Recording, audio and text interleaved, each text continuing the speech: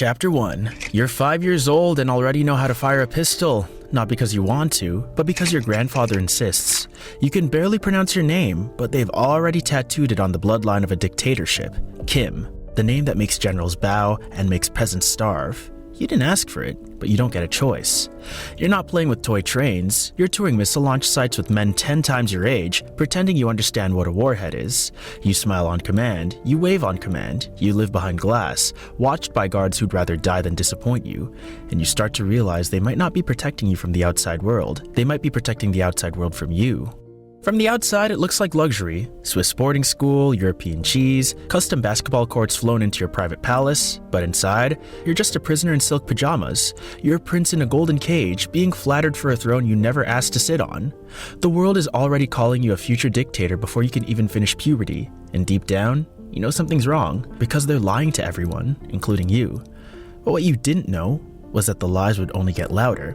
Your teachers in Switzerland called you quiet, awkward, lonely. They say you barely speak. You write essays about Michael Jordan and James Bond, not Marx or Mao. You have crushes. You try to make friends, but every time someone gets close to you, a black car shows up and whisks them away, and nobody talks about it. You start to understand connection is dangerous. Emptiness is weakness. The less you feel, the safer you are. Let's rewind a bit. Before you were even born, your destiny was sealed in radioactive ink. Your grandfather, Kim Il-sung, was a literal god to his people, a man whose birth was said to summon rainbows and double rainbows. Your father, Kim Jong Un, turned the country into a hermit kingdom, complete with famine, censorship, and purges. And you were supposed to be the continuation of this bloodline fairy tale. But fairy tales lie. They never talk about the fear. Because the moment your older brother got caught sneaking into Disneyland with a fake passport, he vanished from the line of succession. One photo, one screw-up, and he was gone. The message was clear. The crown doesn't get passed down, it gets fought for. And if you blink even once, it can be taken away. You start training like a king under siege, shooting ranges, strategy briefings, isolation drills. You're not raised to lead people, you're raised to outlive them. That's the part they don't show in the parades. You're not taught how to rule with compassion, you're taught how to smile while erasing someone from history. And you learn fast, because if you don't, you lose, badly. Chapter 2. You made it to 27, and that's when the unthinkable happens. Your father, the supreme leader, dies. No warning, no slow handover. One day, you're the mysterious son in the shadows, and the next, you're holding the nuclear codes of a country you barely understand. Nobody believes you'll survive. The generals whisper, your uncle plots, the world laughs.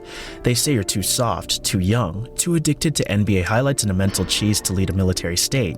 But what they don't realize is that you've been preparing for this your entire life. Not studying leadership, studying fear. So, you make a decision, a violent one. You start with your uncle, the one who helped raise you, who was supposed to protect you. Within a year, he's dragged out of a meeting, tried in secret, and executed with an anti-aircraft gun, just to send a message. You don't just remove threats, you vaporize them. The men in the room start bowing lower, the whispers stop. And that's when you feel it for the first time. Power, real, absolute, godlike power.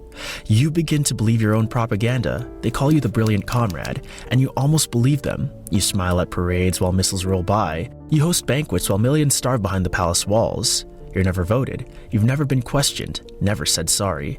Why would you? You're winning. Fast forward to your brother. Remember the one who embarrassed the family with that fake passport? He's living in exile, doing interviews, hinting at secrets. You know he's a threat. You also know what happens to threats. So, you send 2 women into a crowded airport with a chemical weapon so toxic it can kill in minutes. He collapses on the floor, eyes wide, mouth foaming. You watch the footage later, blank-faced. And you wonder, was that really your doing? You tell yourself it was necessary, that power demands sacrifice, that the world forced your hand. But the truth is simpler. You did it because you could. And you don't stop there. You test missiles like firecrackers. You threaten the US with nuclear war. You host summits with presidents and smile like a rock star. For a moment, it almost feels like redemption, like the world might finally take you seriously. But here's the catch. They're not looking at you with respect. They're looking at you the way someone stares at a lit fuse. Because no matter how many medals you pin to your chest, no matter how many statues they build in your honor, there's one thing you can't erase. The fear. The deep, bottomless fear that none of this is real. That your people don't love you, that they never did. And the more power you get, the louder that silence becomes.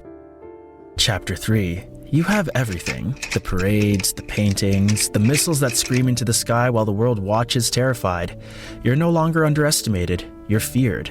But the strange part is, fear doesn't feel like victory. It feels like a mirror reflecting your own paranoia back at you.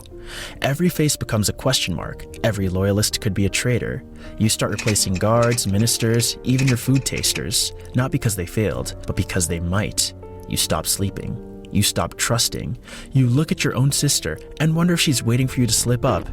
And that's when the mistakes start. The economy collapses in silence. International sanctions squeeze your country like a vice. Crops rot in the fields. People disappear by the thousands. But none of it reaches your desk, because nobody dares bring you bad news. They smile, lie, bow, and leave. You're a king floating above a dying kingdom, too insulated to hear the screaming. But it gets worse. COVID hits hard. You seal the borders completely, trapping your people inside with a medical system that hasn't changed since the Cold War. Trade stops, black markets dry up, starvation creeps back in like a ghost from your father's time. And for once, even the lies stop working. You can't parade nuclear missiles past a virus. You can't execute a famine. You're not a god. You're a man with too much power and no way out. And you feel it, don't you? That flicker of something human, guilt, doubt. It creeps in during the silence between briefings, during the hours when you stare at the ceiling and realize nobody really knows who you are. They don't know your favorite movie, your birthday, your voice when you're scared. They only know the myth, the mask. And if you ever take it off, you're dead. So wear it tighter. You fake a disappearance, vanish for weeks while the world speculates you're dying. Some even cheer, others wait, wondering if your sister will take over. When you finally return, thinner, pale, silent, people aren't sure if it's you or a double. And that question lingers. Did you come back? Or did something break? Just when you thought it couldn't get any worse, your people start talking, not publicly, not loudly, but in hushed whispers between cracked walls. They're not afraid like they used to be. They're tired. The myth is unraveling, and for the first time, you're not sure if fear will be enough. You thought ruling would feel like destiny fulfilled, but instead, it feels like drowning, slowly, quietly, surrounded by statues of yourself. And the worst part, you built the ocean. Chapter 4. You can't leave your country, not because they won't let you, but because you've made it impossible. You've become a god on paper, a ghost in reality. And gods don't board commercial flights. Gods don't go for walks. Gods don't cry in the dark. But you do. You sit alone in your marble palace, scrolling through photos of world leaders shaking hands, smiling with genuine joy. You remember your own meetings, stiff, cold, performative. You think about the time Trump stepped into North Korea and called you a friend. For a second, you believed it. For a second, you felt seen. But the cameras left, the applause died, and you were still trapped in the same gilded bunker, surrounded by yes men and silence. You begin to realize something terrifying. You've never known love. Not real love, not the kind without conditions. Your parents raised you like a weapon. Your people fear you like a storm. Even your daughter, the one bright light in your world, is already positioned as a future leader. She's not a child to them. She's a headline, a backup plan. And that's when it hits you. You're not a leader. You're a mascot for a regime too terrified to change. They use your name to justify suffering. They use your image to silence rebellion. And you let them. Because without them, what are you? A scared kid who liked basketball and Bond movies. You tried to rewrite that version of yourself, erase the weakness, the longing, the loneliness, but it keeps bleeding through the cracks. Every time you watch an American movie in secret, every time you think about your brother gasping for air in that airport, every time you hear a song that makes you feel anything, it's not guilt exactly, it's grief. You're grieving a life you never got to live, a version of you that might have existed if you'd been born in a different place, to a different family, with a different name. But that version is long dead, buried under statuses and slogans and silent screams. And now, even your legacy is slipping away. South Korea launches balloons with USB sticks, loaded with Hollywood films, K-pop, and Western TV. The border guards try to stop them, but some get through. Inside your kingdom, the people are seeing the world for the first time, and once they taste it, you can't unsee freedom. You increase surveillance, you increase purges, you increase propaganda, but the more you tighten your grip, the more cracks appear. Because no matter how many times the walls you build, ideas don't need passports. Hope doesn't obey borders, and deep down, you know how the story ends. Not with a bang, not with a coup, but with silence, with your portrait hanging in a school hallway, gathering dust while your people whisper your name like a curse and a cautionary tale, because fear can build a kingdom, but it can't make it last. Chapter 5. Your daughter stands beside you now. She's young, too young, but already the world is watching her like they watched you. Analysts are guessing her name, experts are debating her future, North Korean state media calls her respected, and just like that, the cycle begins again. She doesn't know it yet, but she's already in the story.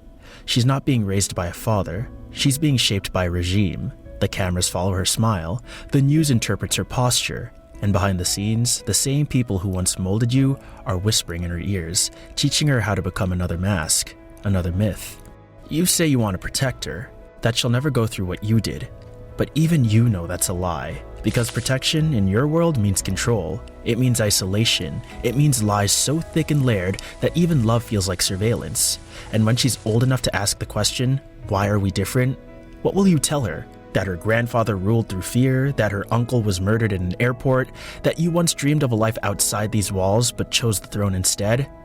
Or will you say nothing at all and let history speak for you? Because history will speak. It always does. The only question is how loud it gets once you're gone.